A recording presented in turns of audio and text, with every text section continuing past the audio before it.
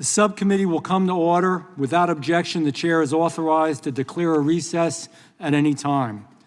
We welcome everyone here today on this hearing on waste, fraud, and abuse at the FBI. I now recognize the gentleman, who should I pick on, from Missouri, to lead us in the flag salute, and we will stay standing for a moment of silence.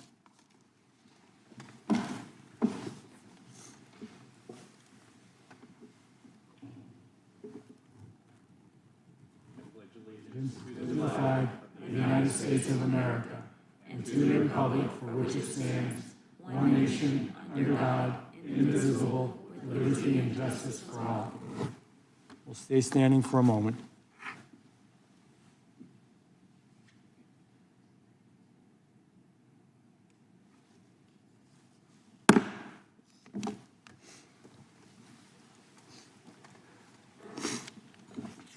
I will now recognize myself for an opening statement. First of all, I want to welcome everyone to the second hearing of the Subcommittee on Oversight. Today, we are continuing the important work we began in our first hearing, exposing the weaponization and politicizing of federal law enforcement agency against the American public. This time, we'll be focusing squarely on the Federal Bureau of Investigation under the Biden administration. A bureau bloated by bureaucracy, a bureau that burned through billions, not millions, but billions of dollars in taxpayers' dollars to chase political enemies, a bureau that silenced dissent and trampled on our constitutional rights. All while real threats to our safety were ignored. This wasn't just a leadership failure, it was a betrayal of the American people and of the American trust. This hearing is more than oversight. This is about restoring trust. This is about standing up for every American who believes that government should protect them, not target them. Let me be clear. The FBI should be a shield for the American people. Instead, under the Biden-Harris administration, it became a sword to use against them. Let's start with parents who spoke up for their kids, parents who voiced concerns about radical school agendas. What did they get in return? A surveillance file, a federal investigation for just trying to be a good parent. That's not law enforcement. In my book, and in most Americans' books, that's intimidation. Let's talk about people of faith. The Biden FBI branded certain Catholic Americans as, quote, radical traditionalists and potential domestic terrorists. They even discussed infiltrating churches by having parishioners spy on their own people, by their own fellow parishioners. And it wasn't just Catholic churches. In 2021, the FBI raided a Hindu temple in the state of New Jersey. Using overwhelming force, agents stormed sacred grounds. And listen to this. They held guns to the faces of the holy men. They disrupted religious life, all based on loose, untrue allegations, which are now, thankfully, unraveling in court. Our sacred places, our churches, our synagogues, our temples, our mosques, they should be sanctuaries, not scenes of government surveillance. Let's talk about free speech. The FBI knew Hunter Biden's laptop was real. They knew it. They colluded with big tech to frame it as Russian disinformation. They tried to bury the story from the American people. That wasn't law enforcement. That was raw political election interference. And all of this, the worst part of all, it wasn't free. It came with a price tag. In fiscal year 2024, and listen to this, the FBI spent over $6 billion, not million, billion dollars on intelligence, counterintelligence, and counterterrorism, all on American soil, more than half of its entire budget. But instead of using those billions to fight violent crime or keep our communities safe, the money was funneled into politically driven investigations and abuses of power. The waste did not stop there. $220,000 paid to Igor Danchenko, a key source behind the discredited Steele dossier, plus another $300,000 to that planned before the FBI can finally close him as a source. Up to $1 million offered to Christopher Steele to try and corroborate, which he couldn't do, his own baseless claims. $200 million more secured for a new FBI headquarters, a reward in Greenbelt, Maryland, despite widespread public distrust and concern and strong opposition from the Judiciary Committee. And that is only scratching the surface. The FBI couldn't give us enough real numbers, and we're going to continue to pursue that and just find out how much this really cost us. For 4 long years under the Biden administration, Americans had to suffer through this.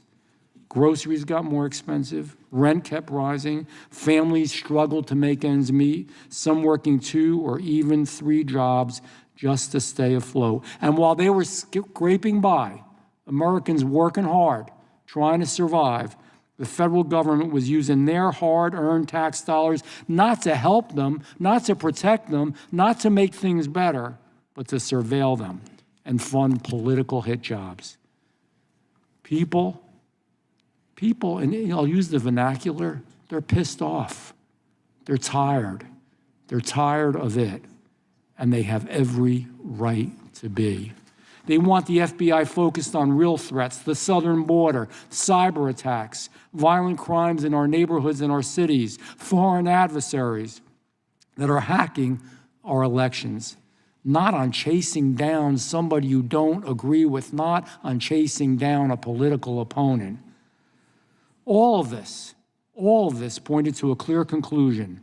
The Biden FBI picks and chooses its priorities based on politics, not on public safety. And ladies and gentlemen, that is wrong. And if it weren't enough, whistleblowers tell us about a corrupt bonus structure, just to make it even worse. Bonuses for opening more cases, bonuses for inflating the numbers, bonuses for manipulating timesheets. Imagine being rewarded not for catching criminals, but for cooking the books.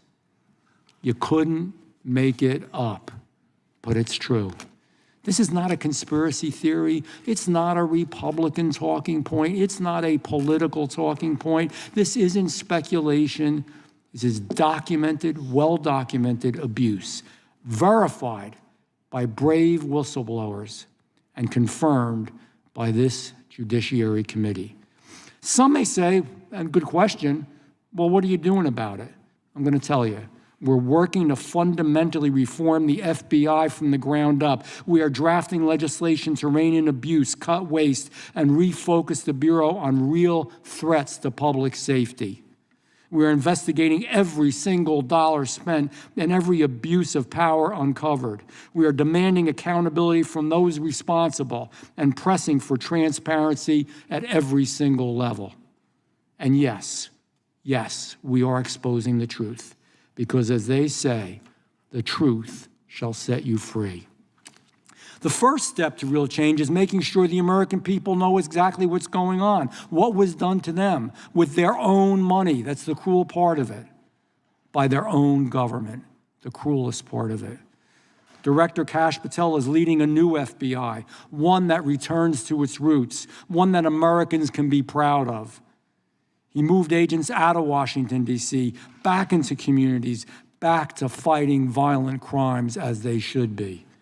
Attorney General Pam Bondi took swift and decisive action to dismantle the most politicized units within the Department of Justice. She redirected resources towards real law enforcement priorities, scaled back abusive practices, and made clear the DOJ's mission is to uphold the law, not to serve any political agenda. Any political agenda. And you know, it's the old saying, if it happened to us, it can happen to you. This isn't Republican. This isn't Democrat. This is just doing the right thing. Together, they are rebuilding the Bureau from the ground up. They're doing it the right way, with transparency, with accountability, and with a focus on the Constitution of the United States of America. This is the FBI that the American people deserve. So today, We're going to hear from those who know the truth, former agents, former insiders, people who saw firsthand what went wrong and what we can do to fix it. Because, you know, this isn't just about the past. It's about a better future. It's about restoring our faith in American institutions. It's about protecting our freedoms. It's about demanding that taxpayer dollars go to protecting Americans, not targeting them. The only way that we will understand where we are and where we want to go is by understanding where we were. It's about doing the right thing. I thank you, and I look forward to this testimony. I now will recognize the ranking member, Ms. Crockett, for an opening statement. Thank you, Mr. Chairman, and as I'm sure you can assume, we see this a little bit differently. Here we go again, talking about Biden, and more Biden.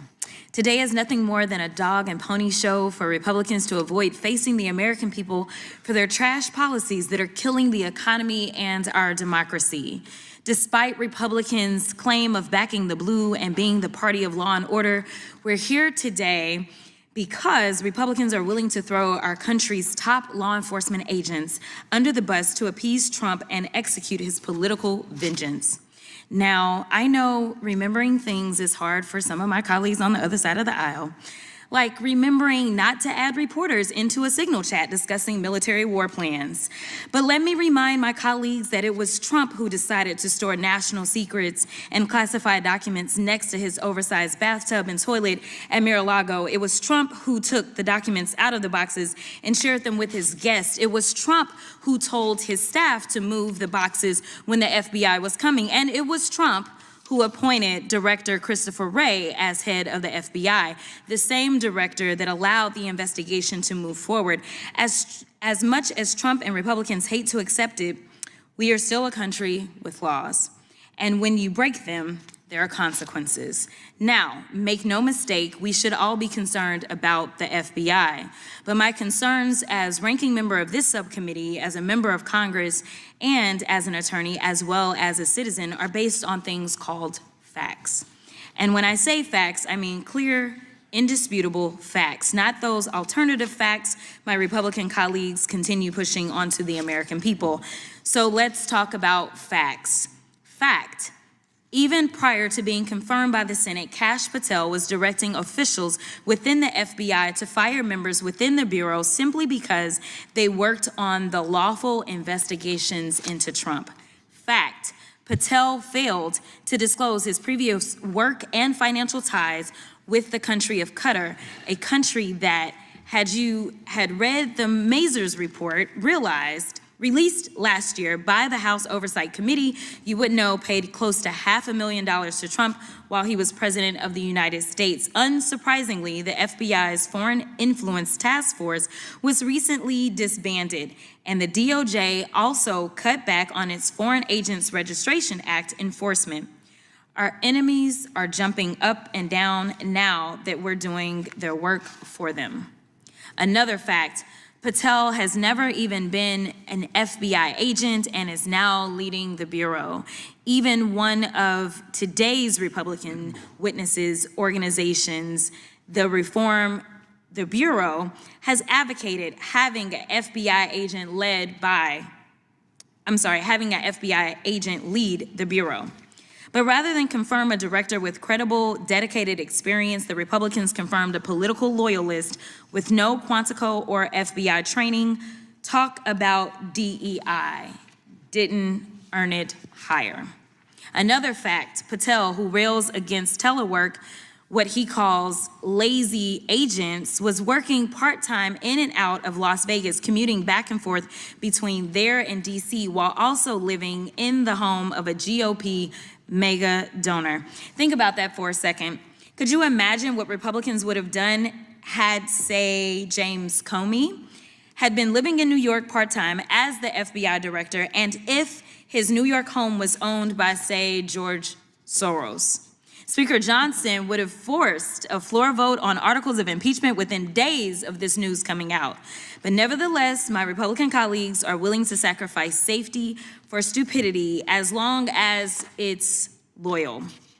Another fact, Patel and Trump-backed FBI leadership have redirected FBI agents who are working on investigations involving violent crimes against children and child exploitation and transferred them to work on anti-Tesla attacks and redacting Jeffrey Epstein files.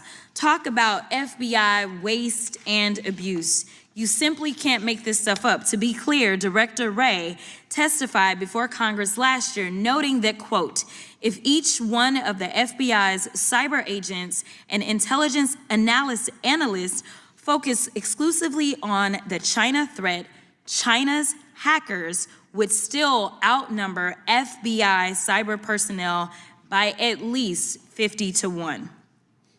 Yet rather than hire more agents to protect against these cybersecurity threats, Director Patel is reassigning agents to redact Epstein files. Someone please tell me how this makes America safe. It's almost as ridiculous and wasteful as Patel's idea to contract the Bureau with UFC fighters. And while I have very real concerns about the current state of the FBI today, I want to be very clear. My concerns aren't with career agents, the men and women dedicating their lives to protect our country and communities.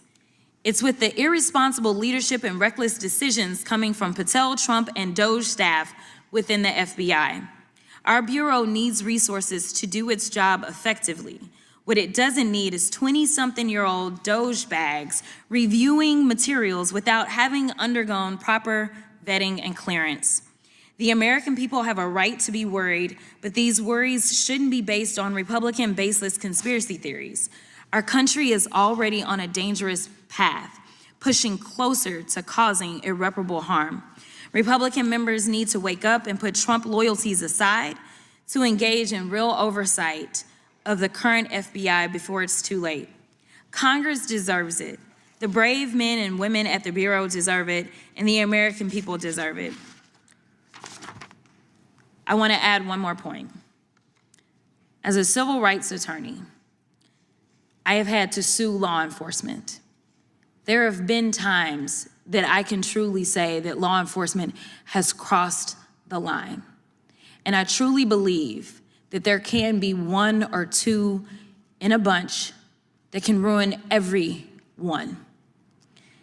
The problem that I have right now, though, is that we have decided to focus in on something that my Republican colleagues have decided to term as being political. What is political is when somebody says that they are going to come back and seek retribution. What is political is firing people because they simply were following the evidence and doing their jobs as law enforcement has been trained to do. And ultimately, regardless of whether or not anyone believes that it was right to indict the president, not once, not twice, not three, but 4 times he was indicted, ultimately, each of you knows enough to know that at the end of the day, it is citizens that sit on a grand jury that are the ones that decide whether or not evidence exists to go forward with an indictment. And ultimately, when this president was convicted by a jury on the state level, it was a jury of his peers. And so I want to say thank you so much for your time. Thank you so much for your commitment. And thank you so much for the testimony that you will provide. With that, I will yield back. I'm now going to recognize the chairman of the full committee. Thank you, Mr. Chairman. The previous speaker talked about facts. Here's one fact I know. It's night and day dealing with the Bondi Patel Justice Department versus the Garland Ray Justice Department. Under the Pam Bondi as Attorney General, the Foreign Influence Task Force, that group that was responsible for censoring Americans, has been disbanded. The school board's memorandum has been rescinded. We sent 7 subpoenas to Kash Patel 5 weeks ago. The response we've gotten is unbelievable compared to what we got under the previous Justice Department. He's actually given us thousands of documents already, new information that we tried to get from Director Wray that he wouldn't give us. We've already received. We'll be talking about some of that. So that is the fact, complete change from where we were with the previous Justice Department. The previous Justice Department, of course, that couldn't tell us who planted the pipe bombs, who leaked the Dobbs opinion, who put cocaine at the White House. Couldn't tell us answers to those questions. But they had plenty of time to put together the memo to say we're going to investigate moms and dads at a school board meeting, as the chairman pointed out. They put together a memorandum. We've now learned it wasn't just in the Richmond field office, but in other field offices where they were equating pro-life Catholics to extremists. We know they raided the president's home. We know they retaliated against whistleblowers. They even put together, the previous speaker talked about politics. The FBI created a questionnaire where they asked their employees about other employees who were maybe giving information to us as whistleblowers. Did that person support Trump? That is as political as you can get. So the real thing here is it's literally night and day, the difference between the kind of information that we're able to receive, the help that we're getting, and the focus on going after traditional bad guys, not having half your agents and half your budgets focused on surveilling the American people. Let's go get the traditional bad guys. That's what Kash Patel is doing at the FBI, getting the FBI back to the mission they've had before, which I know some of our witnesses who served there are going to talk about. So I thank the chairman for putting this together, and I thank our witnesses for being here, and I yield back. Thank you, Chairman. I'm going to now recognize the ranking member of the full committee, Mr. Raskin. Mr. Chairman, thank you very much, and thanks to Ms. Crockett for calling us together. We are already 10 weeks into the Trump administration, and still the Republicans are recycling the most tiresome, vacuous, and debunked stories, conspiracy theories about the Biden administration, while demurely declining to conduct any oversight at all of the current administration. And I agree with the chairman of the full committee, Mr. Jordan. It is day and night, but I think he's seeing day and night backwards. Donald Trump is turning our country into a gangster state where agencies like the Federal Trade Commission, the FBI, and the Department of Justice act as presidential enforcers, conducting political deals with elected officials like New York City Mayor Adams, corporate shakedowns against ABC, CBS, and other media entities, and law firms like Paul Weiss, Rifkin, WilmerHale, and Jenner and Block, demanding pledges of loyalty from citizens, and in some cases, demanding cold, hard cash in lawsuits brought directly by the president against private businesses. Meanwhile, they're offering mass pardons, immunity, and protection to violent insurrectionists, convicted drug beaters, cop beaters, drug traffickers, corrupt politicians, as long as they're willing to kiss the ring and do the president's bidding. Let's look at how this administration is treating the honest men and women of the FBI. In his first days in office, Trump targeted thousands of FBI agents simply for doing their jobs after the mob violence of January 6, 2021, and holding the cop beaters and insurrectionist rioters accountable. FBI agents had to sue to stop this purge and block them from publicly releasing their names to the violent militias like Oath Keepers and Proud Boys, whom President Trump had already given pardons to. And those pardons, by the way, this Department of Justice are extending to other crimes these people have committed, including cocaine trafficking and gun charges.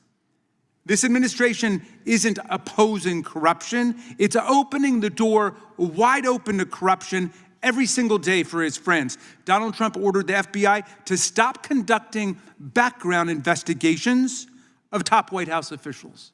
Why? He disbanded the FBI's Foreign Influence Task Force, charged with identifying and combating malign foreign influence operations targeting the United States. Why? He suspended enforcement of the Foreign Corrupt Practices Act and reduced enforcement of the Foreign Agents Registration Act just 2 days after it was reported that Director Kash Patel had engaged in lucrative consulting work for Qatar and for a Vladimir Putin-connected foreign arms conglomerate. The current FBI leadership is diverting the FBI's resources away from public safety and national security and towards MAGA conspiracy fixations and obsessions. According to press reports, hundreds of agents ordinarily assigned to defending the national security of the United States have been pulled into a mind-boggling effort where they were pulling all-nighters and working around the clock to review the Epstein files after Attorney General Bondi botched the first attempt at what she said was going to be a complete release of the Epstein files. So it's important to consider what the FBI is not investigating in the frenzy of all these Back to the Future wild goose chases.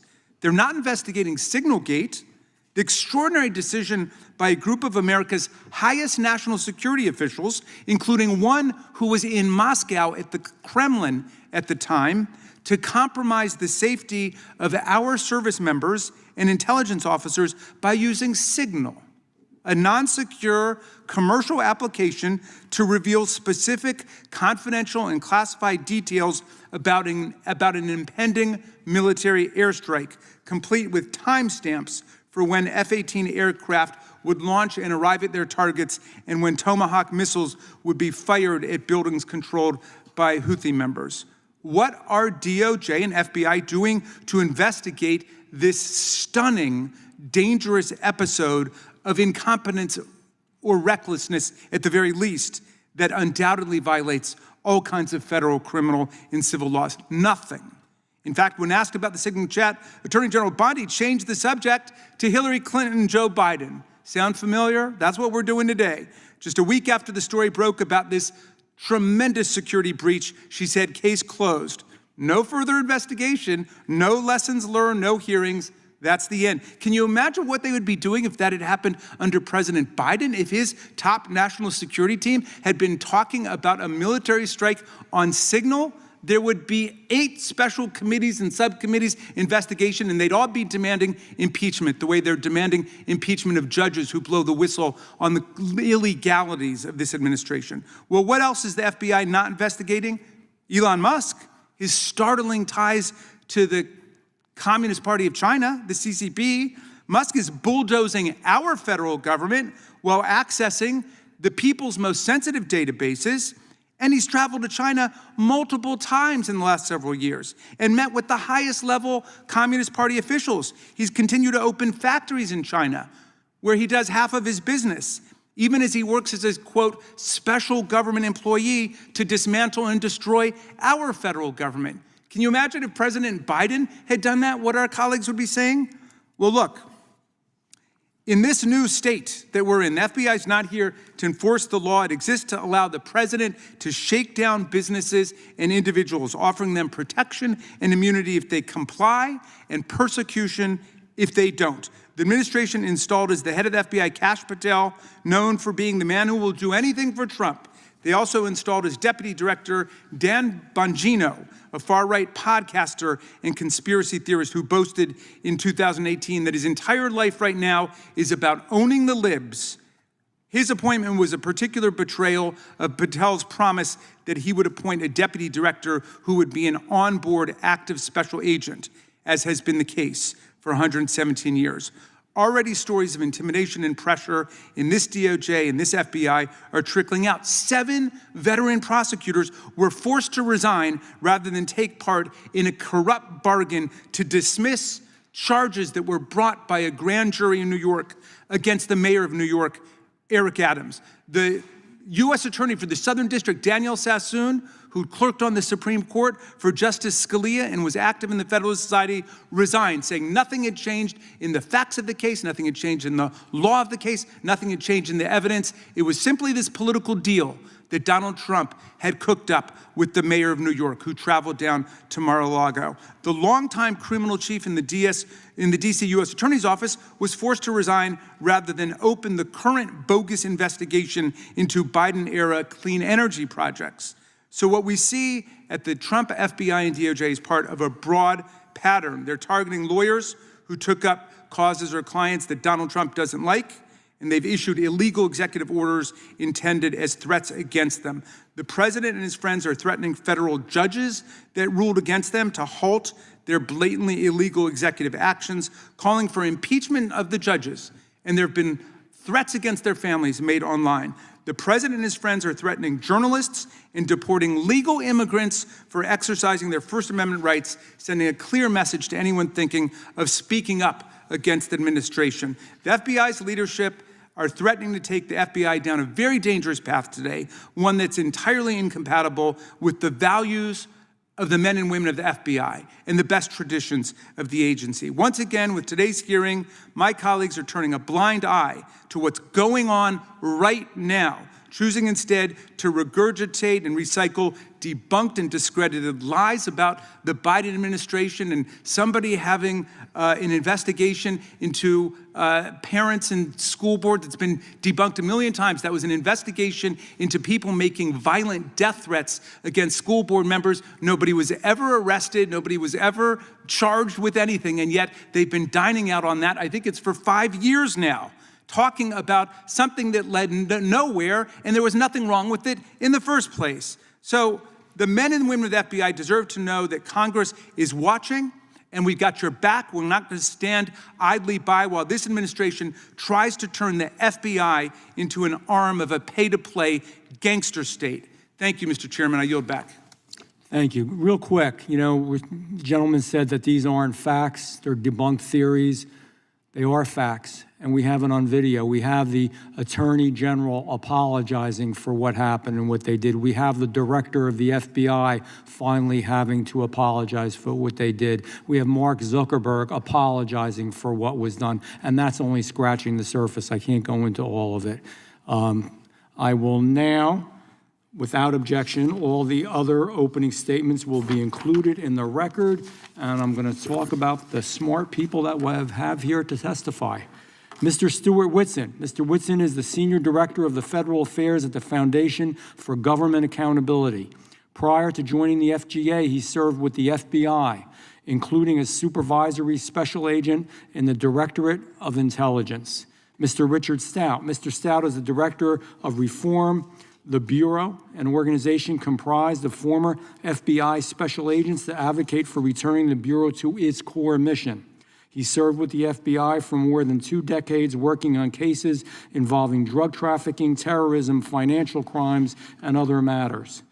Ms. Nicole Parker. Ms. Parker is a former FBI special agent, having spent more than 10 years with the Bureau. She specialized in cases involving securities fraud, before being transferred to a team focused on violent crime, where she focused on cases involving murder for hire, murder in general, sexual assault, and human trafficking. Dr. Luke Hunt. Dr. Hunt is Associate Professor of the University of Alabama, where he is a member of the philosophy faculty. He previously served as an FBI agent for 6 years. We will begin by swearing you all in. Would you please rise and raise your right hand?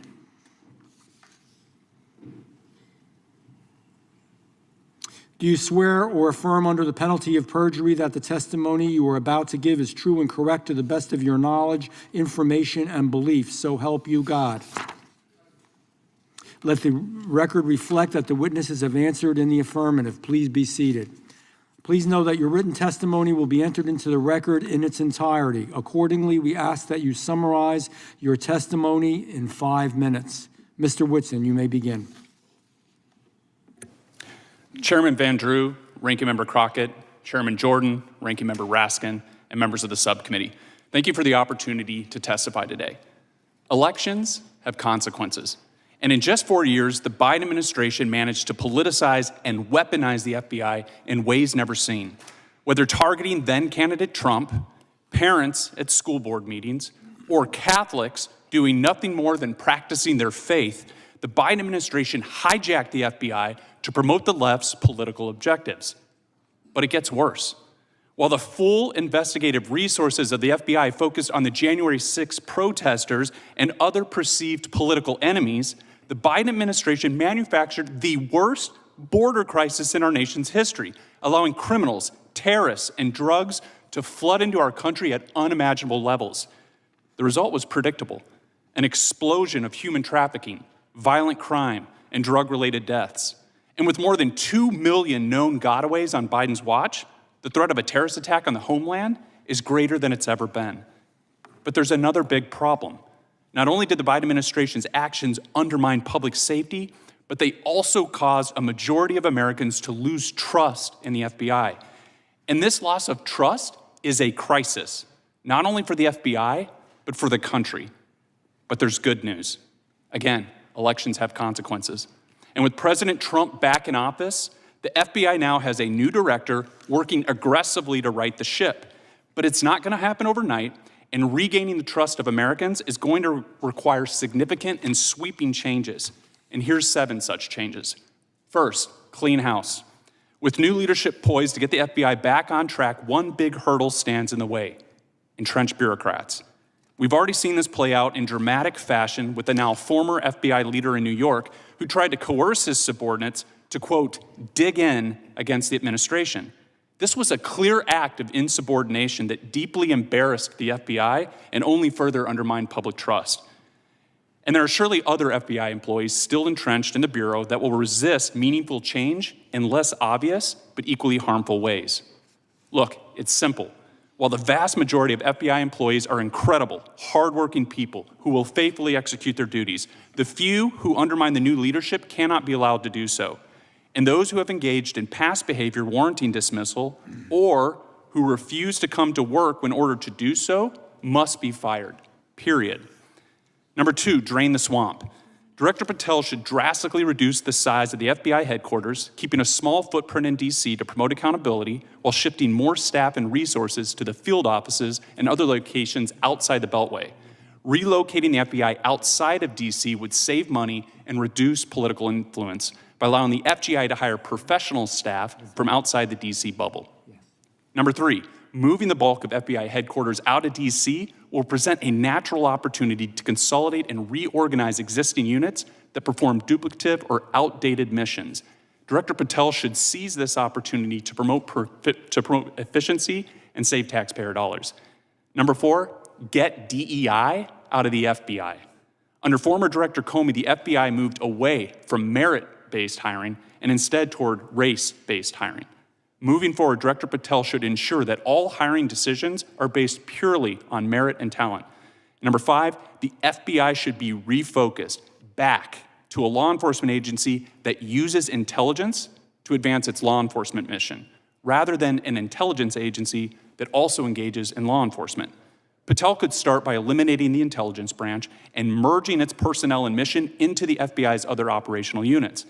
Intelligence in the FBI should be a tool to advance investigations, not its own standalone department. Number 6, we need more oversight and accountability within the FBI. But to earn back the trust of the American people, Congress must get involved. Besides conducting your own oversight, Congress should also consider creating new criminal penalties for FBI employees who knowingly abuse the FBI's investigative powers. And finally, to get the FBI back on track, Director Patel should execute his own DOGE effort to identify waste, fraud, and abuse within the FBI. At the end of the day, America deserves and needs a world-class law enforcement agency it can trust. With the current leadership in place, the FBI is well on its way to becoming that agency once again, because after all, elections have consequences.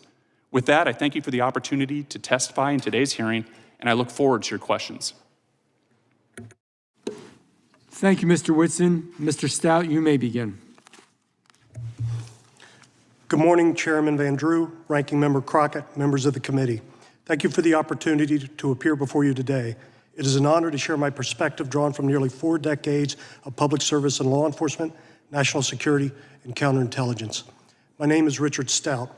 I'm a 35-year veteran of law enforcement and currently serve as director of Reform the Bureau, a nationwide group of former and retired FBI special agents committed to restoring the FBI to its core mission, protecting the public, fighting crime, and upholding the rule of law. I took on this position with Reform the Bureau as a private citizen because I was frustrated and disheartened to see the FBI, the world's most renowned and iconic law enforcement agency, fall into such disarray over the past few years. When I was 19 years old, I became a deputy sheriff while attending college in Southwest Virginia. Driven by a strong sense of duty and commitment to community safety, I went on to become a Virginia State Trooper and later State Police Special Agent. These are early roles grounded me in the foundational principles of public trust, discipline, and ethical responsibility. In 1997, I joined the FBI as a special agent and was assigned to the Miami field office. There, I was assigned to a Colombian drug trafficking squad where I initiated multi-jurisdictional complex investigations and was responsible for overseeing federal wiretap operations known as Title III's targeting significant DTOs. Following 9/11, I became part of a specialized team tasked with tracking the hijackers' movements before their attack. Our work proved critical in tracing connections and providing timely intelligence to our federal and military partners supporting the broader counterterrorism effort in the aftermath of the attacks.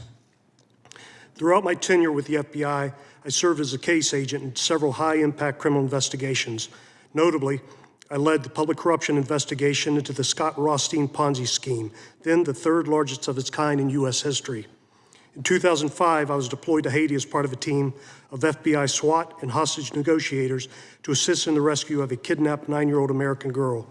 She had been abducted from her home and was found in a remote mountainside shack being held for ransom. This operation demonstrated the Bureau's global reach and our unwavering commitment to safeguarding American lives abroad. Between 2017 and 2018, I responded to 2 active shooter events. The first was the attack at Fort Lauderdale International Airport, where I assisted Special Agent Nicole Parker in gathering evidence. The second was far more personal. My daughter was a student at Marjorie Stoneman Douglas High School in Parkland, Florida, and was inside one of the classrooms hardest hit during the shooting.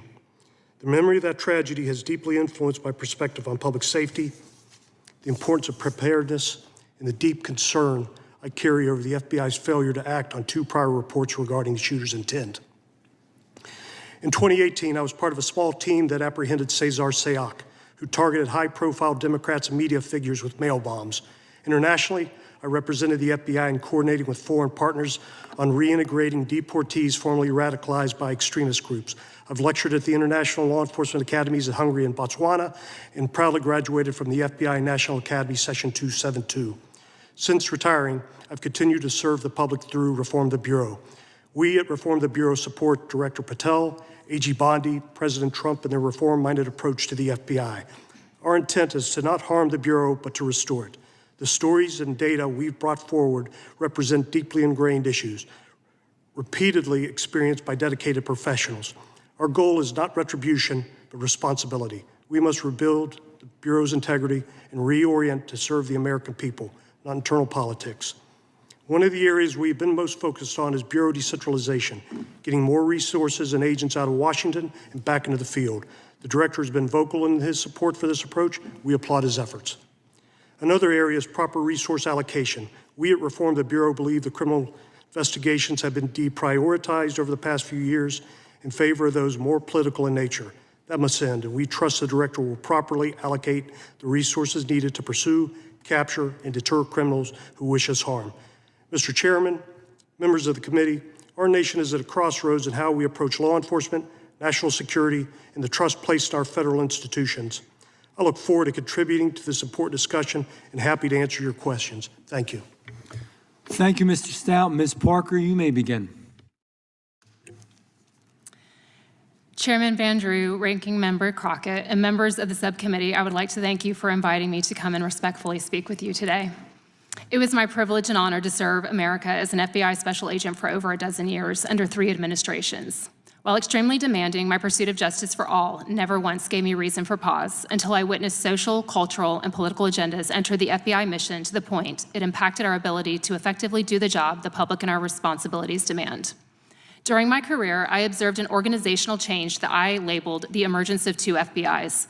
FBI 1 understands the Constitution and honors its oath to uphold and defend it. It is indifferent to partisanship, places the public's interests first, and aggressively seeks out the truth. FBI 1 keeps its head down, stays under the radar, works tirelessly, and produces outcomes all Americans can be proud of. On the other hand, FBI 2 is the antithesis of FBI 1 and serves at the convenience of itself and is willing to use their law enforcement power to push their own personal, political, and social agendas without consideration to its oath of office. Under the Biden administration's Justice Department, it became increasingly difficult for special agents to do their jobs as Americans lost trust and confidence in the FBI. In a June 2023 NBC News poll, only 37% of registered voters surveyed said they had a positive view of the FBI. Lady Justice was no longer blind.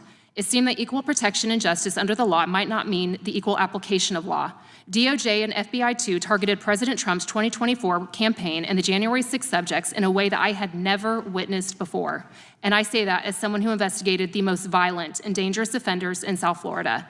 They treated Trump in particular as if he were at the top of the FBI's most wanted list. Love him or hate him, it is entirely irrelevant. FBI 2 abused its discretion and authority in both cases, while other judicial remedies remained reasonably available and dismissed legitimate concerns raised by FBI 1.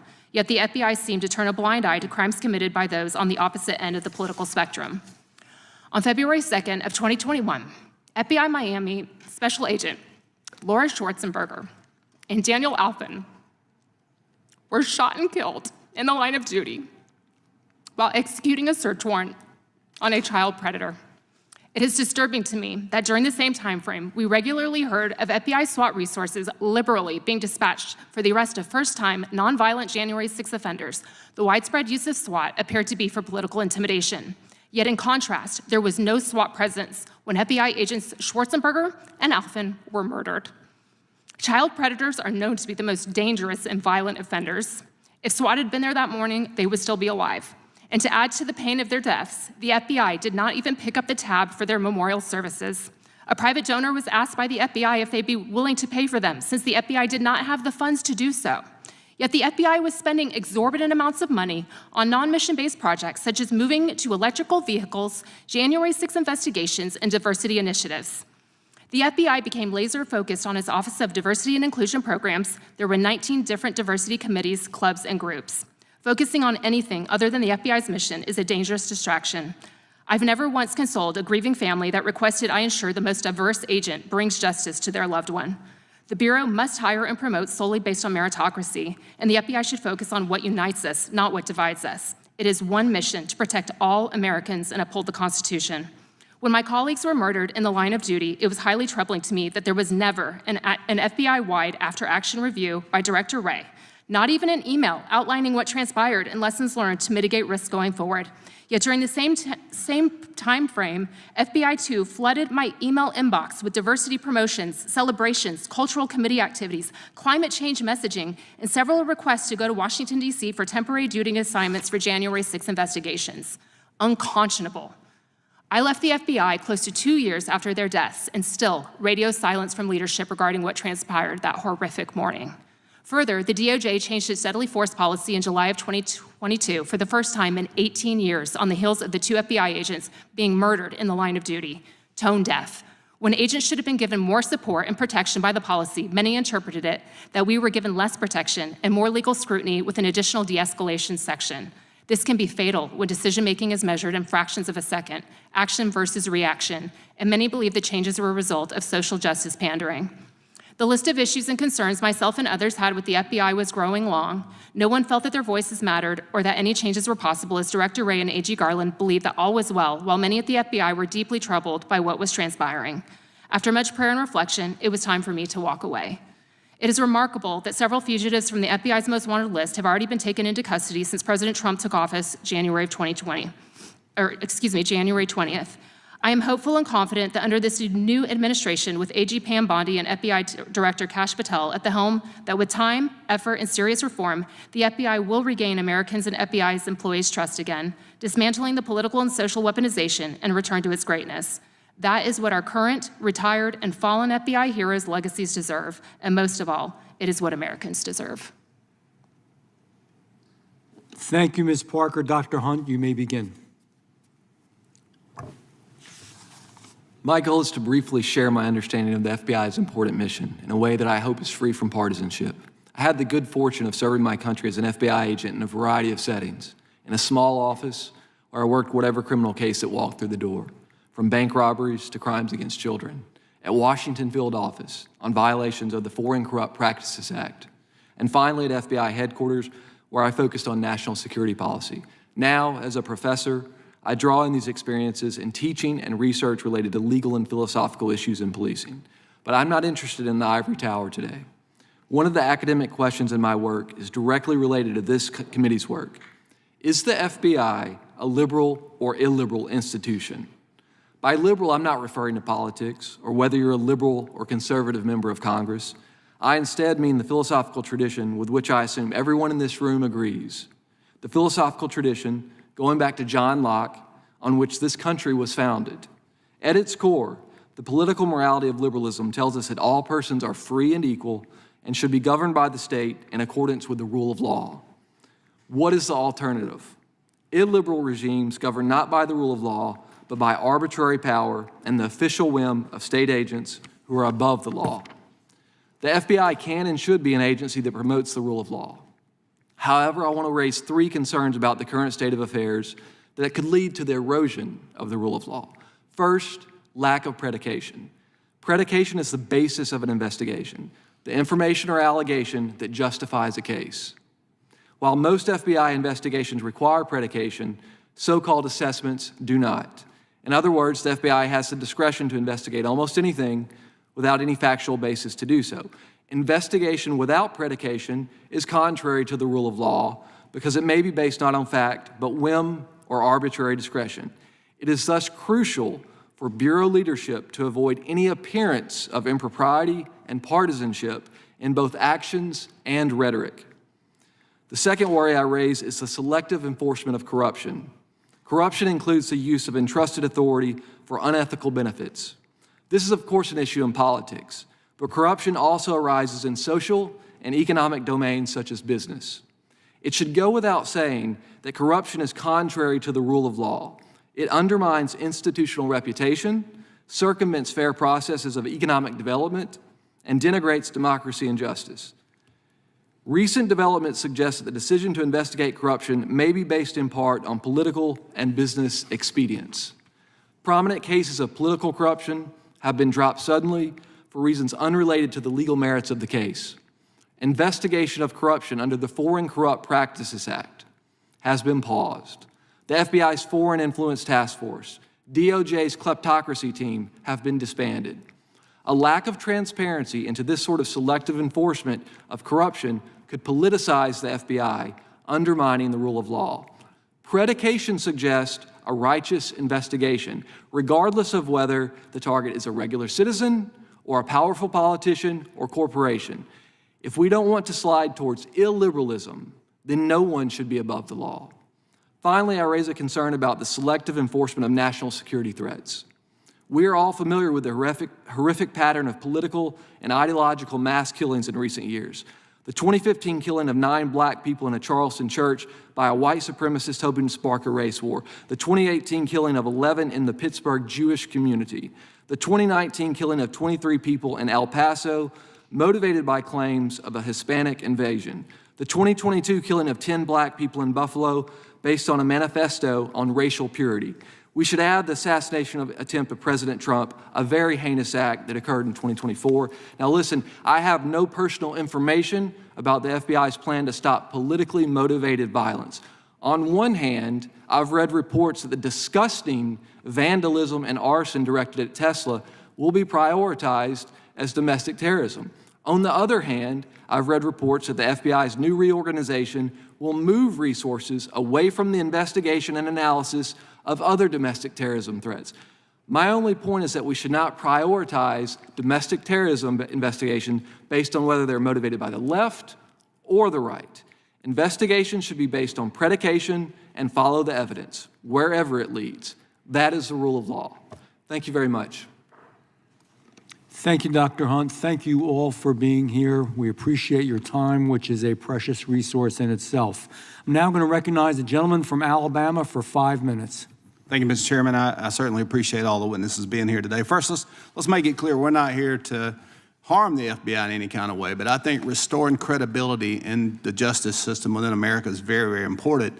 One of the top issues when I was touring the district in 21 was, and that was shortly after the Biden administration, was the weaponization of government agencies against certain political opponents. Certainly President Trump, certainly some of the January 6th defendants, and we've heard from Ms. Parker that there was a mobilization to go and locate those people and arrest them when those resources could have been used elsewhere. So I guess we want to get to the general point of this hearing is how do we restore credibility in these agencies? I mean, we saw the Durham report where, in fact, Barack Obama, Joe Biden, Loretta Lynch, the Attorney General at the time, and James Comey were sitting in the Oval Office when Clapper, the CIA director, walked in and said, hey, by the way, this Russian collusion narrative, we know that's being driven by the DNC and Hillary Clinton, and yet within a few hours, the FBI started the FISA situation and spying on General Flynn. And Those kind of stories, as the reports come out after the fact, that we know now that Russian collusion was made up, and the time and resources spent on the Mueller report,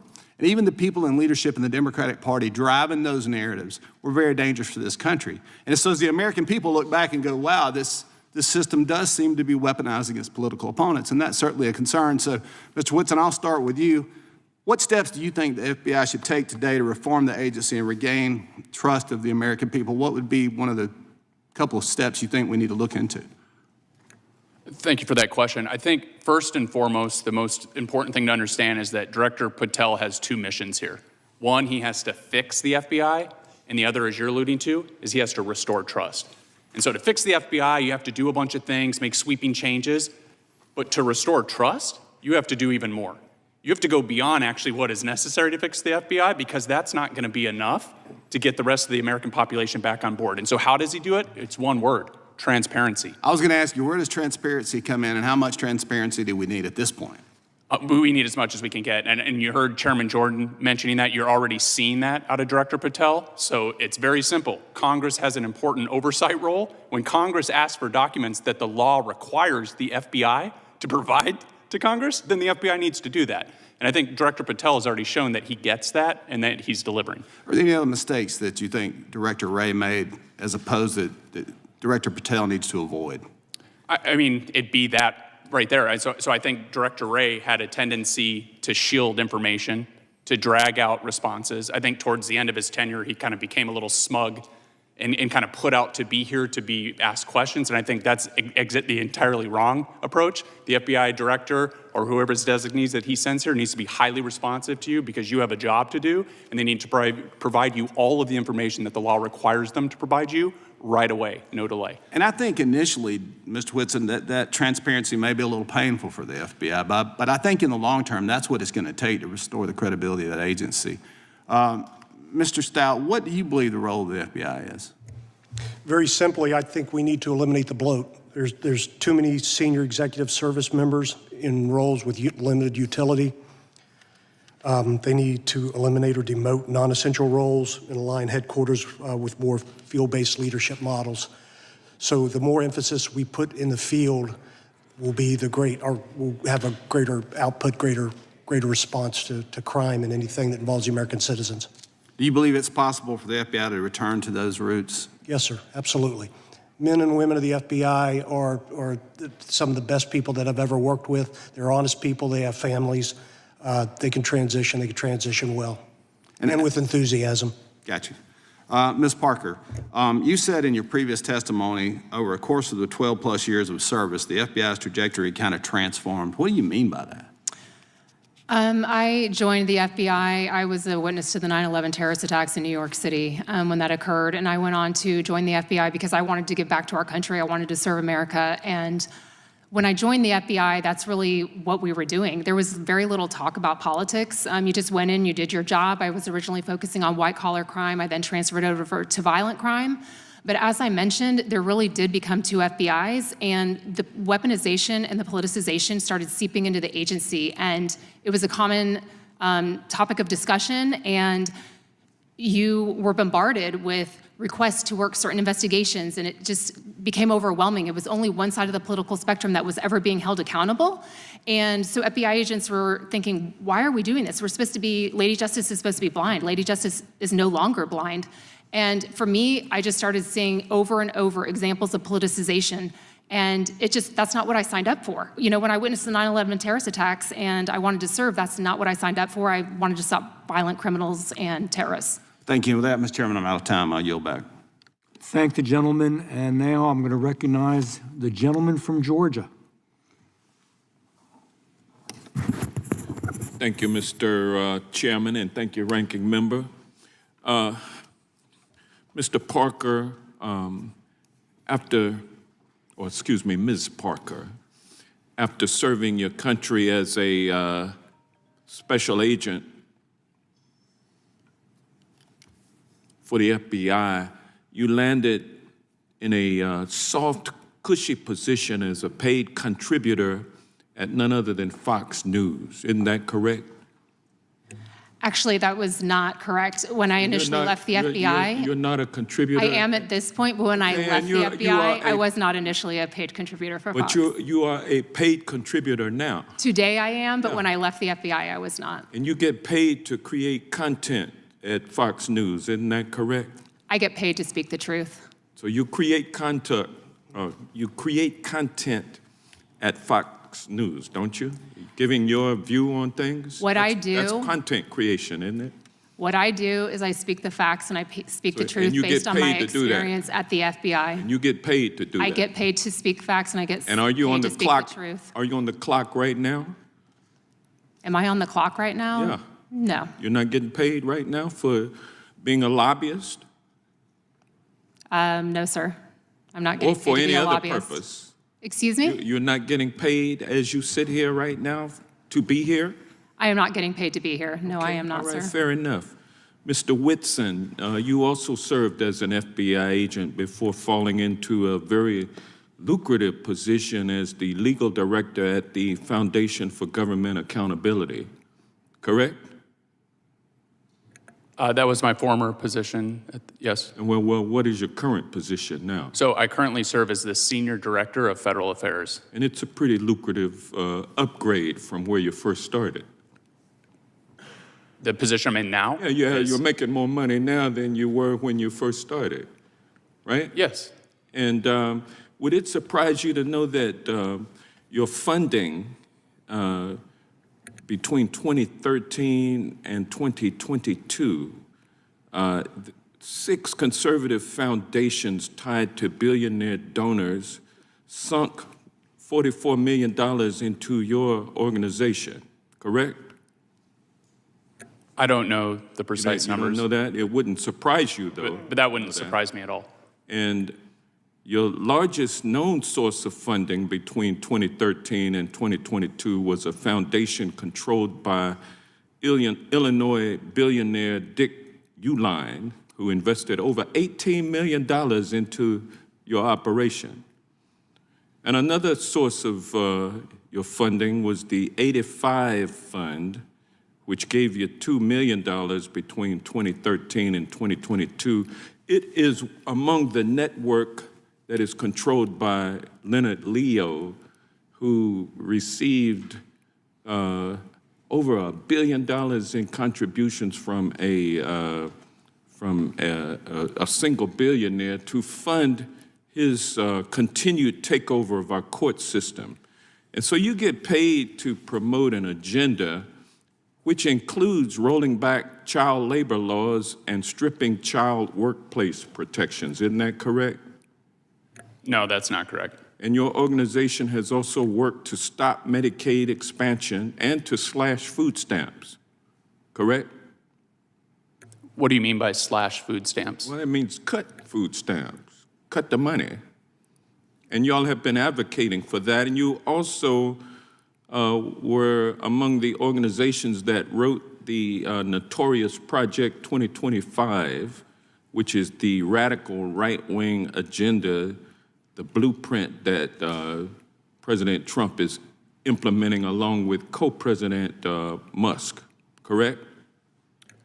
I'm not aware of us writing anything in Project 2025. Now, Mr. Stout, your organization must be brand new because I haven't been able to come up with anything on Reform the Bureau, which is the name of your outfit, correct? Yes, sir, that's correct. You just started it? I started in December. And have you been successful at recruiting any billionaire donors for your efforts? No, sir, I haven't. It's a grassroots level. So if I had more time, I would ask Dr. Hunt a question because he's the only non-paid individual up here not promoting a right-wing agenda, but I've run out of time. So, gosh, I yield back. I thank the gentleman, and I will now recognize, just a word before that, probably most of the people who appear before us have to make a living somehow. That's okay. We all get paid salaries or whatever. Not unusual, not scary. With that being said, I will recognize the gentleman from Missouri for 5 minutes. Thank you, Mr. Chairman, and thank you for the witnesses for coming here to testify today. Ms. Parker, thank you for your testimony. In your testimony, you relate the misuse by the FBI of SWAT resources, and you give the example of a nonviolent first-time January 6th offenders, one SWAT team spending overnight in a hotel 4.5 hours away to arrest grandparents in their late 70s. Sound like some dangerous hombres to me. On September 23rd, 2022, we're all familiar with the case of a pro-life activist and homeschool father of 7, Mark Houck's. No criminal record. He was arrested in a SWAT raid, guns drawn in front of his family. Then there's 73-year-old pro-life activist Chester Gallagher, who was arrested for nonviolent violation of the FACE Act. And then there was pro-life activist Paul Vaughn, arrested in an early morning raid by the FBI, guns drawn in front of his 7 children. Sound like some really dangerous offenders to me. But pro-lifers aren't the only ones who have been targeted by the Biden FBI. Vanessa Sivage, a nurse at Texas Children's Hospital, read the story of whistleblower Ethan Heim, who we're familiar with, who exposed gender transition procedures being done at Texas Children's Hospital, despite the hospital having proclaimed that they were no longer doing those procedures because the Attorney General of Texas was investigating that clinic for child abuse. Vanessa stepped forward and basically confirmed Dr. Heim's story. She was then visited 2 months later by the FBI. And then, of course, the anti-Catholic memorandum that we're familiar with. I have that here in my hand right now. Just some simple questions. First of all, this is labeled as a domain perspective. Ms. Parker, what is a domain perspective? That's a document that, from my understanding, was distributed within the FBI as intelligence. Someone formulated that document, and it was published internally, and it had a stamp of intelligence on it that was signed off by multiple individuals within the Richmond field office.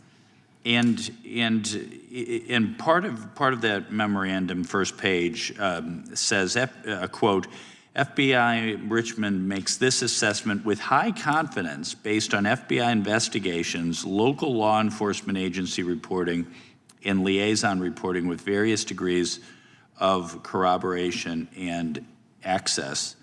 I mean, what does the term, high confidence mean to you, Ms. Parker? When I hear high confidence, I want to believe that it's trustworthy, that I can count on that is factual, that is truth. And my understanding of that memorandum is that they use sources that would not typically be used to gather intelligence. And what was happening at the FBI quite frequently and was disturbing to many is that there were individuals taking their personal views, packaging it up, and creating a document and then stamping intelligence on it and distributing as if it was truth, as if it was almost the Bible. And that is an example of, abuse of your law enforcement power.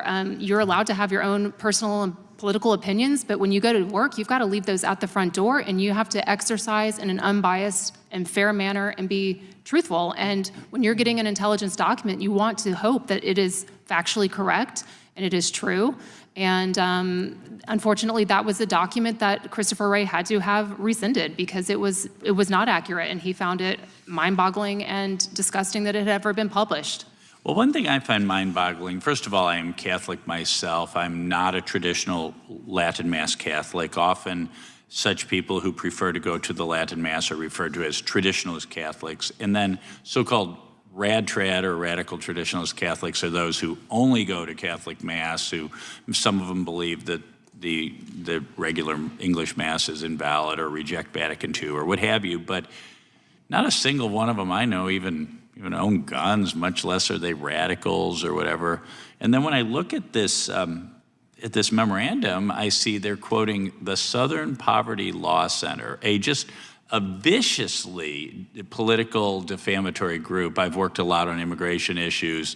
I think Southern Poverty Law Center has declared every immigration reform group to be a racist or white supremacist group. They're just just a walking defamation factory. Have you seen the Southern Poverty Law Center quoted in other FBI memos over the years? I have not.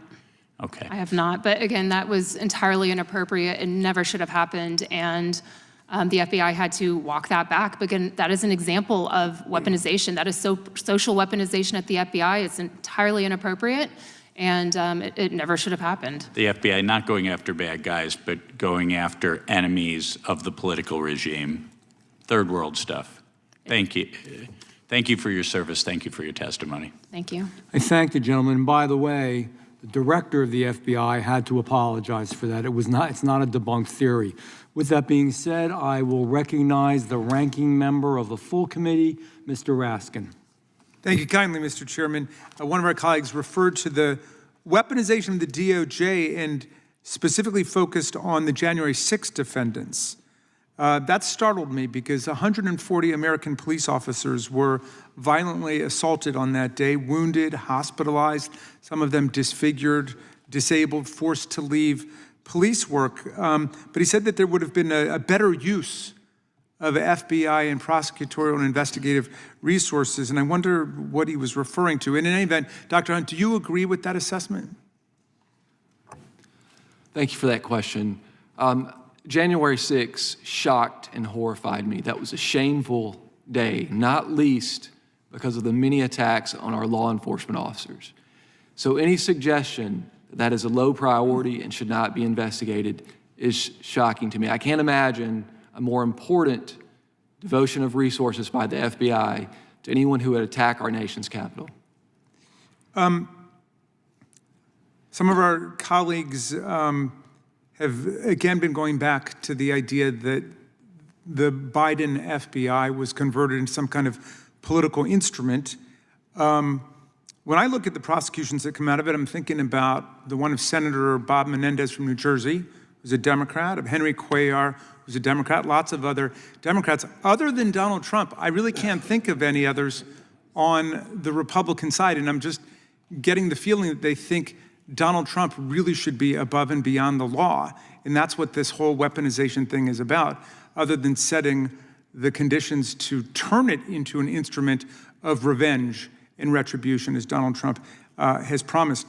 Do you think the FBI was acting as an instrument of partisanship in the last administration?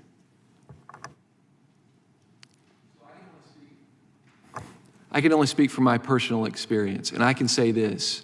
When I was an FBI agent, the men and women that I worked with, they based their investigations on facts and law. They based their investigations on predication. The worry I have is with respect to corruption today. When there's selective enforcement, and just as a regular American citizen, I'm not an insider now, when I see a high-level politician and charges are dropped and there's no reason, I, as an American citizen, don't understand why that's the case. You're referring to Mayor Adams. That's correct. But there was a reason, which was he agreed to play on Donald Trump's political team, and the very Republican, conservative U.S. Attorney for the Southern District said nothing had changed in terms of the facts of the case, nothing had changed in terms of the law, nothing changed in terms of the evidence. All that had changed was that he'd made this political alignment with Donald Trump. She resigned rather than participate in that corrupt bargain, as did her deputy, who said it would take a fool or a coward to accept that deal. He also clerked for a conservative Supreme Court justice and was active in the Federalist Society, and 5 other lawyers dropped out rather than do it until finally they had to force somebody to do it from D.C. who said he'd be willing to do it because he was about to leave his job. You say let's base it on the facts, and I'm really curious about this Signal group chat thing because the country's in an uproar about the fact that the most precious national security information was shared on a Signal group chat where a journalist was actually invited in accidentally by somebody to participate. And some of my colleagues seem to say, well, it was a one-shot deal. Let's just let it go. And it's no big deal. The FBI director's already said, no, nothing to see there. If this were a standard practice, just yes or no, do you think it would be a problem? That would be a problem, yes. Ms. Parker, do you agree it would be a problem if it were a standard practice? My understanding, I was not on the Signal chat. I just know it. Just yes or no, Probably because similar to I've got you. little time. If you can't answer. A mistake was made, and Okay, people have Mr. taken Stout, can you ownership. say, would it be a problem for it to be standard practice to conduct sensitive foreign policy on a Signal chat group? Yes, I would. Okay, and Mr. Whitson, do you agree? Yes. Okay. Well, it just came out like 10 minutes ago. Waltz's team set up at least 20 Signal group chats for crises across the world.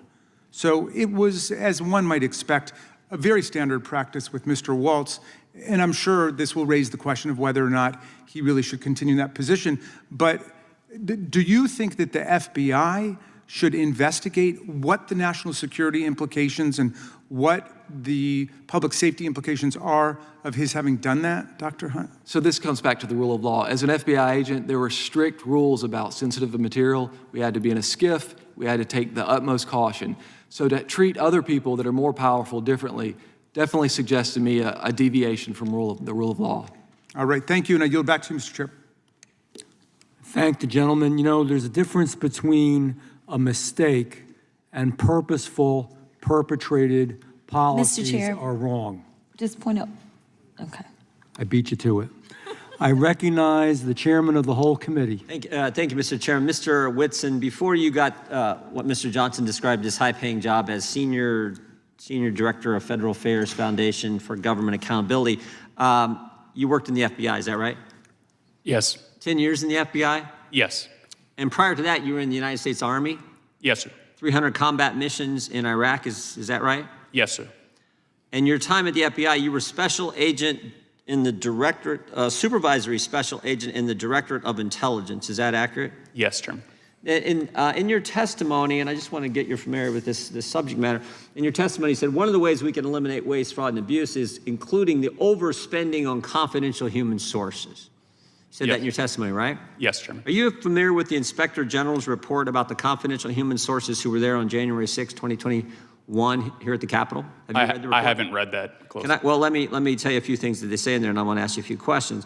He said there were 26 confidential human sources there at the Capitol that day. Does that surprise you? No. Doesn't surprise you. Okay. He said 17 of those 26 confidential human sources entered restricted space they weren't allowed to go into. Does that surprise you? No. Doesn't surprise you. They did things they weren't allowed to do. Well, I'd need more details about, so were they doing it on their own? Were they told to do it? Were they, that kind of thing? We want to know the answers to those questions too. Yes, sir. 4 of them went inside the Capitol, and 2 of the 4 who went inside the Capitol were specifically asked by the FBI to be there that day for this. Does that surprise you? Not necessarily. Not necessarily. But I need to know more facts. And does it surprise you that any of them, none of these individuals, to our knowledge, were charged with anything? No, I mean, if they were tasked to be there. Okay. I would need more information. Okay, well, I'm in sorry. your testimony, you talked about overspending on confidential human sources. Do you believe, is it likely these 26 were being paid by the FBI at the time they were doing this? I think that's, if they are a confidential human source that's actually on the books, then it's highly likely that they were Highly paid. likely they're being paid. If they were tasked to do that. Even if they weren't specifically asked to be there that day? You think there's likely they were paid? So if they weren't asked to be there, I think usually they're giving us like a lump payment periodically, so it wouldn't be for a specific tasking necessarily. It'd be hard to answer that. Are you familiar with what was released here earlier this week, the text communications between FBI agents regarding October 14th, 2020 New York Post story on the Hunter Biden laptop? Have you had a chance to review those? I haven't seen those text messages. Well, let me just read a couple to you here. It says, nobody on the call is authorized to comment on the New York Post story. Twitter is treating this as disinformation. I just want to read something that took place earlier that day. The way this day worked is the story came out. That day, Elvis Chan, a guy with the FBI, is meeting with the tech company, something he did on a regular basis in the run-up to the 2020 presidential election. At that meeting, someone asked, hey, there's this New York Post story. Is the laptop real? And we know this took place because we deposed Mr. Brady Olson, and he gave us this information. And he said, when that question was asked, the response was, yes, the laptop is real. Then we get these text messages, which we didn't have before, we just got them this week, these text messages which relate what happens after that. So the FBI has confirmed to Twitter at a FITF meeting on October 14th that the laptop is real. And then we have these text messages back and forth where they says no one is authorized to comment further. Twitter is treating this as disinformation. You find that troubling that the FBI knew something was real confirmed it at a meeting, then changed their story and went to no comment, no further comment, and allowed the tech companies to run with the idea that this story was disinformation. Yeah, I do think that's problematic, and I do think the relationships that they tried to build with members of the FBI with these other organizations were problematic. Yeah, and the ranking member said, oh, the Republicans want to say the FBI was political, and what really wasn't the case. If this is not political, I do not know what is, because this was the whole basis for the 51 former intel officials doing their letter. And the FBI knew. Now we have written evidence they knew, coupled with the deposition we took before where they admitted this. And then later in the day when they're meeting with other tech companies, they go with no comment. And they even admit here Twitter is running with the disinformation story. Even before the 51 intel officials come out with their letter, which is baloney, they're running with that. And the FBI was part of fostering and promoting that story.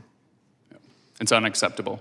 Totally unacceptable. And it shows how one bad apple, and there were probably others, but you can see how much of a problem that is. And that one bad apple behaves that way, the entire Bureau's reputation is impacted. Yeah. Trust is lost across the country. And so that's why it's so important to find folks like that, going back to the entrenched bureaucrats.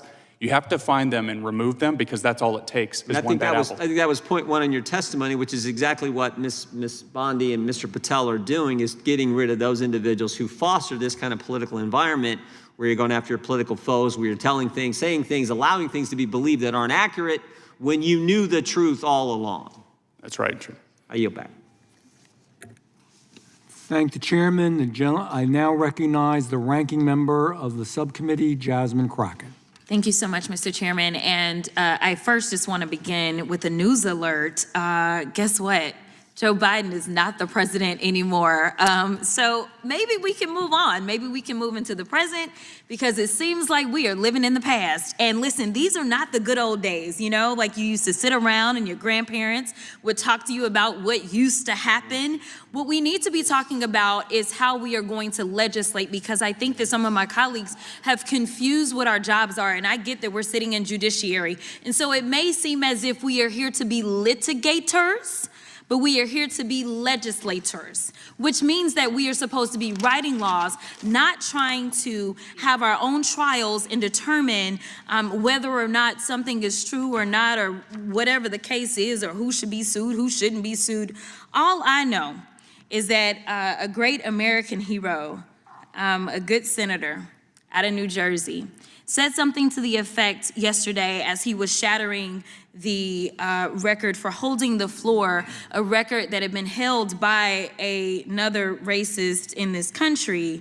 As he shattered that, he said something about the fact that this should not be about left versus right. It should be about right versus wrong. And I am going to tell you that I want us to focus on right versus wrong. The reason that we are struggling right now in this country as it relates to people not trusting agencies, honestly, a lot of it is because of elected leaders.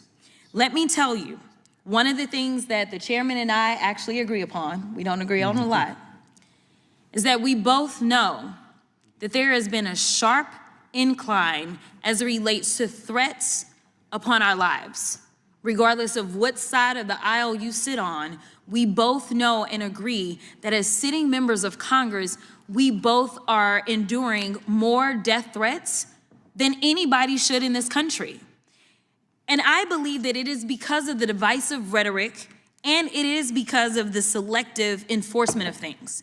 And so when we have, and I'm gonna be clear, because I had remarks and I'm going a whole other way. To have the sitting Attorney General go on, and I'm gonna call it faux news. I know some of y'all love it, but it's fake to me. To have her go on Fox News and to then decide that she wanted to send a threat to me, it was wrong. Because here it is, she is the highest law enforcement agent in this country, and people are watching and they are consuming this information, and they are believing that simply because I decided that I wanted to exercise my right to free speech, which I am not abridged from doing, that she then wanted to then politicize something that should not be politicized. I don't like Elon Musk.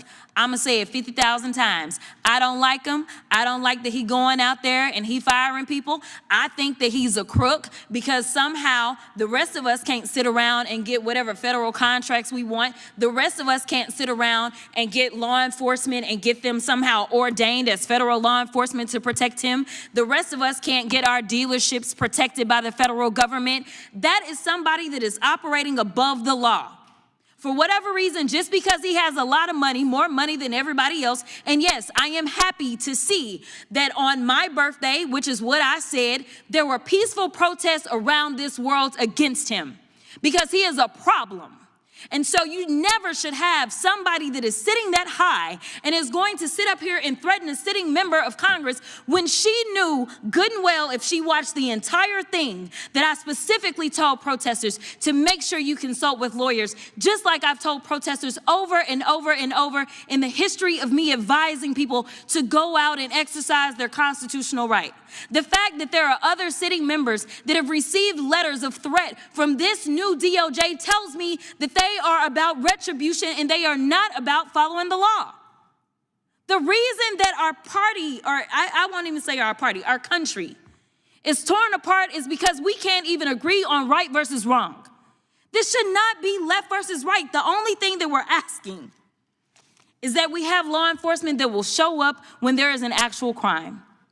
If somebody calls and says, hey, I need you to investigate this cyber crime, or I need you to investigate this child pornography, or I need you to investigate this robbery, then we want somebody to show up, and we don't want them to look at us and act as if just because I'm black or because I'm woman that I am not worthy of having that case investigated, because we have an administration that is continuously railing against diversity, equity, and inclusion, or we don't need people that show up that feel like diversity should not be valued. That is why we should have somebody that may show up and looks like me. The final thing that I'll say, because you've been gracious, is this. When I first became a public defender, I had no criminal defense experience. And I walked in and I told my boss, Charlie, I said, listen, you should hire me. He said, why? I said, because I'm black. Charlie looked at me like I was crazy. And I said, let me tell you something. When I walk in, I'm going to walk in with a level of rapport and understanding that maybe some of my other colleagues will not. Charlie offered me my job, and I worked my butt off, and I worked really, really hard for all of my clients, not just those that look like me, and that is what it looks like to serve. Thank you.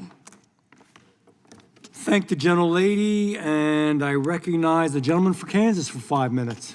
Thank you, Mr. Chairman. I appreciate it. I do want to give the witnesses a heads up. I do intend to ask them questions over the course of this 5 minutes. I spent a dozen years as the chief law enforcement official of my state. I've never claimed to be a cop, not a certified officer, but I had the privilege of serving as our state attorney general. I've had a lot of conversations with law enforcement officers all over the state of Kansas, local cops, elected local officers and sheriffs, cops that worked directly for me under our supervision, cops that worked in local agencies, and all sorts of federal law enforcement officers, as well as federal prosecutors who operated in our jurisdiction. I will tell you, in the course of those 12 years, I never saw an FBI agent perform less than honorably, not once. And I never recall a single time in those rooms. Now, if I'd go down the street to the political party meetings, I'd hear conversations like we heard some today, and we've heard a lot over the last 4 years. I'd hear all that all the time. If I turned on the television, I'd see it all the time. I never heard it among cops working a case. I heard folks who knew each other and liked each other and cooperated with each other, who said, how are we going to get that child molester off the streets? How are we going to solve this murder? How are we going to deal with that case of elder abuse? How are we going to deal with that crime that's in front of us? That's the FBI I know, and it's the law enforcement world that I know. And I would just ask, Mr. Whitson, you're first up here, is that consistent or inconsistent with the law enforcement community you operated in? It's absolutely consistent. I'd say I had partners that I worked with for years on cases, and if you asked me what political party those people were in, I couldn't tell you. And they couldn't tell you the same for me when I was in the FBI. So that is the real FBI. When you go out to the field offices and you get away from headquarters, that's the real FBI, the real work. That's what they're like. And Mr. Stout, you were a local or state officer or both before being federal. How about you? Is what I just described consistent or inconsistent with your experience? Yes, sir, it is consistent, and I would tack on to that something earlier that Ms. Crockett said that I'm interested in about galvanizing this country. What will bring us all together? You know, something do it briefly. you mentioned, there's a special place in hell for pedophiles and child pornographers, and we have systems in place at the FBI, but we can make those systems a little bit better, a little bit tighter. I'm prepared to talk about it later today if you wish. That sounds very good. Let me tell you a brief story, and then I have some follow-on questions. So during the course of the time I was serving in that role, we had a terrible case. It was a racist, bigoted individual from a neighboring state who crossed the line into our state with the intent of killing a group of folks because of their faith. He went to a religious institution. He shot the place up. He killed, as I recall, 3 people. He was immediately apprehended. He has since died in prison. But there was, at the moment that happened, there was a motivated federal and state through the local authorities response. A lot of folks on the scene, everybody trying to figure out how do we secure this thing, how do we fix it. And then there was a professional discussion, who's gonna go first in the prosecution, because you had a state murder and you had federal hate crimes, as well as some other federal crimes perhaps. And man, the press loved it. I mean, every day there was a headline about this dispute between the district attorney and the United States attorney and the local cops and the federal cops and who's gonna go first. And finally it was decided the state would go first, and the district attorney announced it was filing capital murder charges with a notice of intent to seek the death penalty under our state law. And in the same article where the local press reported that, they then in the next paragraph said, and next, there'll be a decision on a federal prosecution where the penalties may be stiffer. Think about that. Think about that. I offer the story up for this reason. I think there may be a perception outside the cops on the beat, federal and state, who do this work in our communities every single day, that what we talk about up here is reality and that somehow the federal law enforcement officers are superior to their state counterparts. I don't think that's true. I don't think it's close to true. And I don't think what we're hearing today and heard the last 4 years reflects what really happens with the vast, vast majority of the federal and state cops on the beat.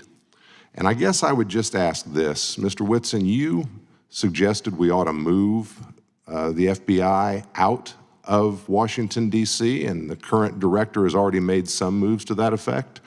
Talk to me in my remaining time about how you think that might affect our ability to get this narrative back on track so it's the cops on the beat keeping our communities safe that drives it instead of all this political circus in this town that drives it.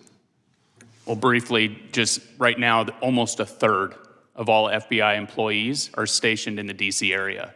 The crime that's taking place across America is not all happening in the DC area. It's happening everywhere in pockets all over the country, Kansas, every member's district.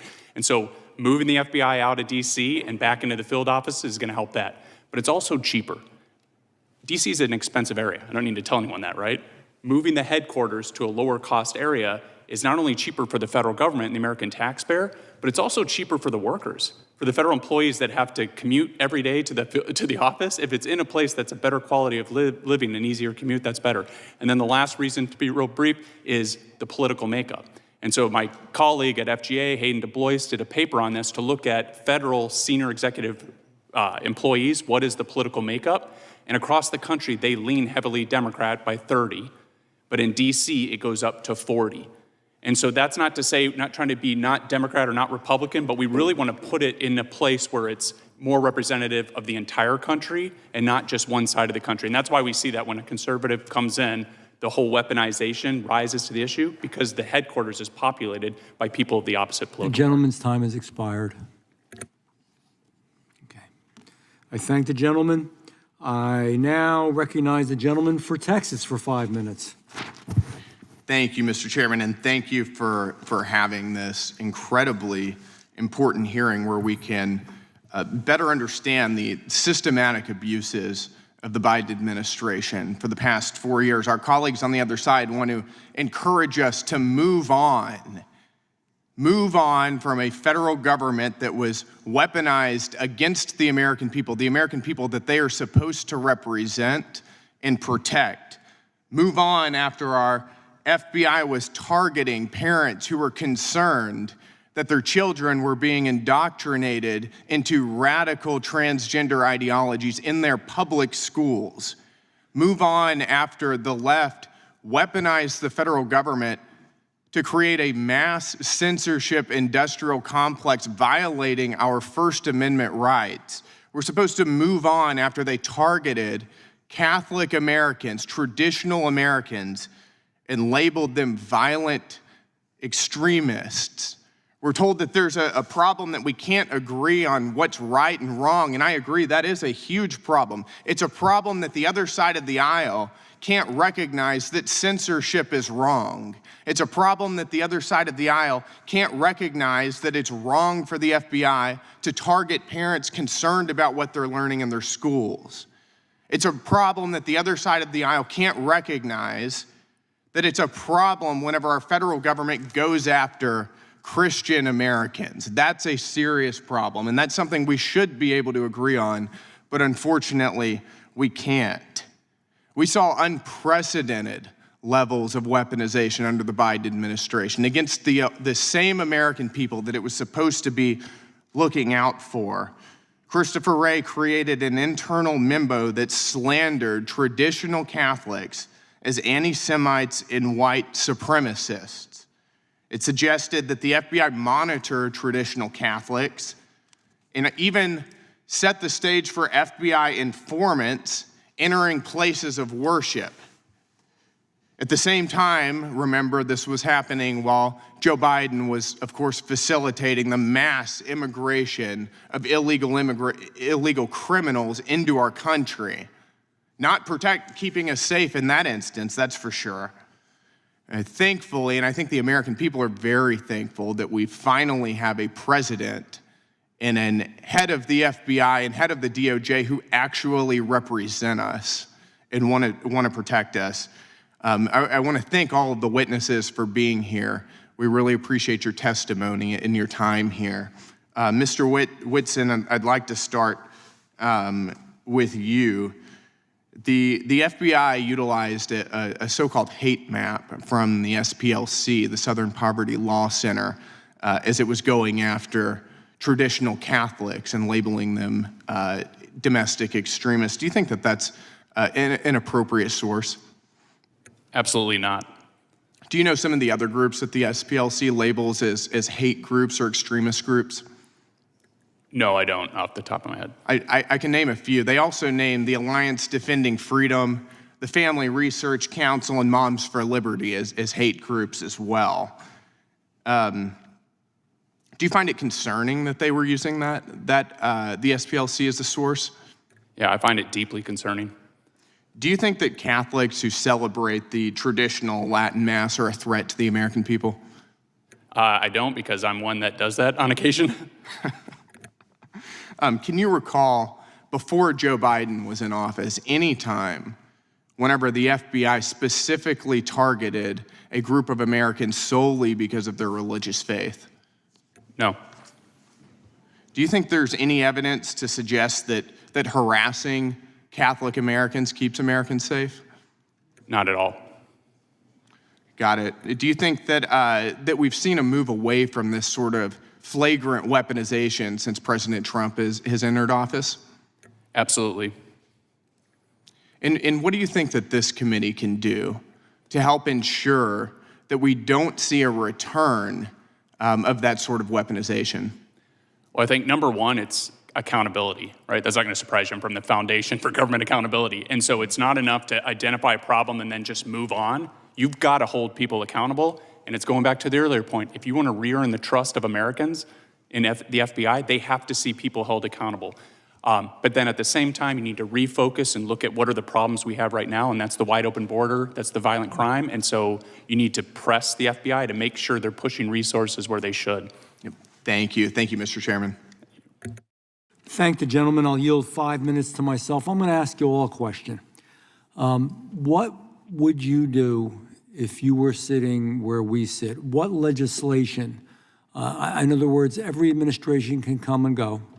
The goal here is someday be sure that at the Attorney General's office, the FBI, that we do not have to worry about this anymore, the Department of Justice. Is there any legislation, I'll start with Mr. Whitson, but I'll go all the way down to Dr. Hunt, any legislation you would suggest specifically to help, or just to help in general, if you, again, were a legislator, if you were a member of Congress? Thank you for that question. I think to start, I would codify the president's authority to fire insubordinate or unproductive employees. And so it's the Schedule F. I would extend that to all executive branch employees. I don't think it would have the kind of effect that some on the left have claimed. I think it would just give whoever the executive is, whether that's a Democrat or Republican, the ability to remove people that are, again, unproductive or insubordinate.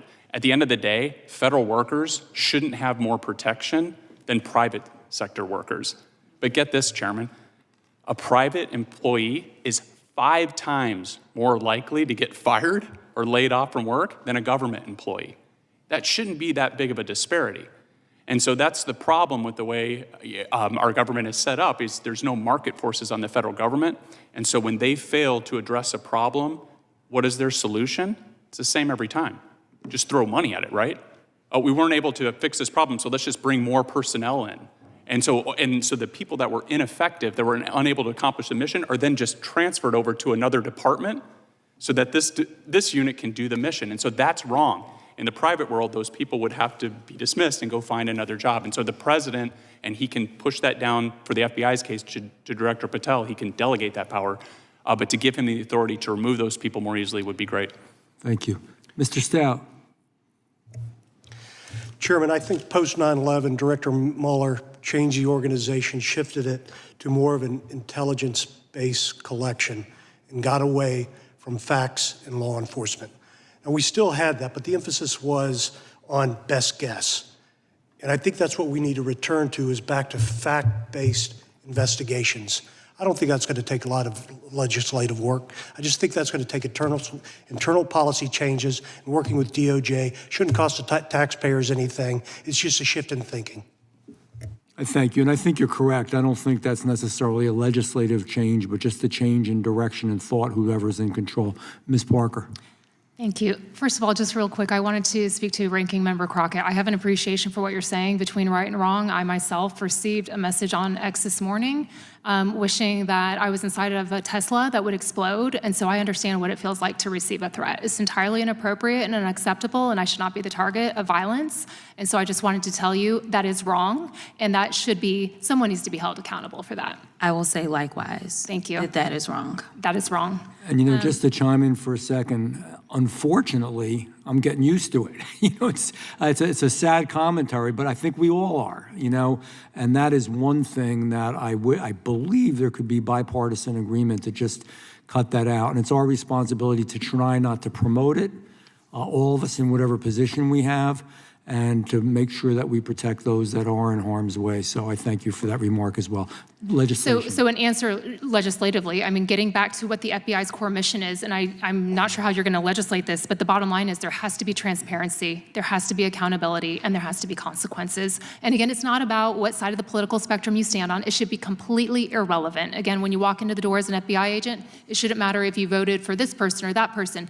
You put your political persuasions and opinions to the side, and you do the right thing for the right reasons. And I am a very big proponent, obviously, of stopping violent crime, stopping human trafficking, and keeping all Americans You safe. think there should be, for those that misuse their power in the FBI or in general, Department of Justice, Attorney, should there be enhanced penalties or penalties? Absolutely. If you're abusing your law enforcement power to push your political and social agendas and doing the wrong thing for the wrong reasons, you must be held accountable. Thank and you. again, I agree with Whitson. In the private sector, I came from a hedge fund and worked on Wall Street before this. That would not be tolerated. If you're not doing your job and you're not contributing to the mission, it is not okay to be a federal employee and just come and collect a paycheck when you're actually not contributing to the mission. And unfortunately, I saw that quite frequently at the FBI. I would say a small percentage of the agents are doing a lot of the work. Thank you. Dr. Hunt. I have a very concrete suggestion. I would request that Director Patel, Deputy Director Bongino, put into policy that no investigation can be opened without predication. That's currently not what policy is, and I think that should also be, as far as I can tell, legislated. Moreover, the second point I would request was that all FBI agents serve the Constitution, not any political agenda. But the concrete one is that assessments, investigations are based only on predication. I thank you for that. I want to thank everybody for being here today. Like I said, time is treasure. It's a big deal. We appreciate all of you. It concludes today's hearing. Without objection, all members will have... Oh, sorry, I have a UC. Okay. Sorry about that. I'd like unanimous consent to enter into the record an article titled "No Bias Found in FBI without Report objection. on Catholic Extremists." Thank you. All members will have 5 legislative days to submit additional written questions for the witnesses or additional materials for the record. Without objection, the hearing is adjourned.